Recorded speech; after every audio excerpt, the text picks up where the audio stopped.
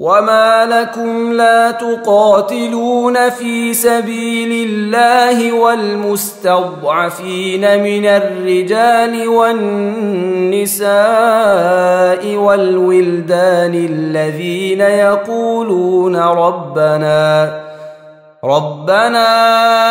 أخرجنا من هذه القرية الظالم أهلها واجعل لنا من لدنك وليا واجعل لنا من لدنك نصيرا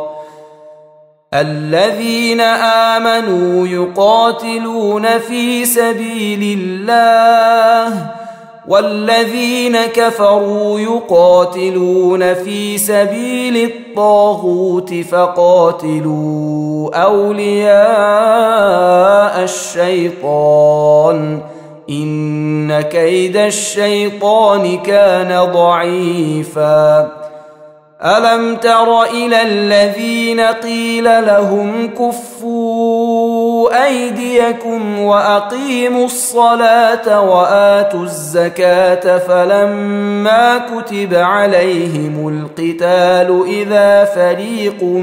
منهم يخشون الناس كخشية الله أو أشد خشية وقالوا ربنا لم كتبت علينا القتال لولا أخرتنا إلى أجل قريب قل متاع الدنيا قليل والآخرة خير لمن اتقى ولا تظلمون فتيلا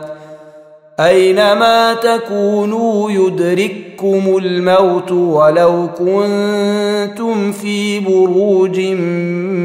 مشيدة وإن تصبهم حسنة يقولوا هذه من عند الله وإن تصبهم سيئة يقولوا هذه من عندك قل كل من عند الله فما لهؤلاء القوم لا يكادون يفقهون حديثا ما أصابك من حسنة فمن الله وما أصابك من سيئة فمن نفسك وأرسلناك للناس رسولا وكفى بالله شهيدا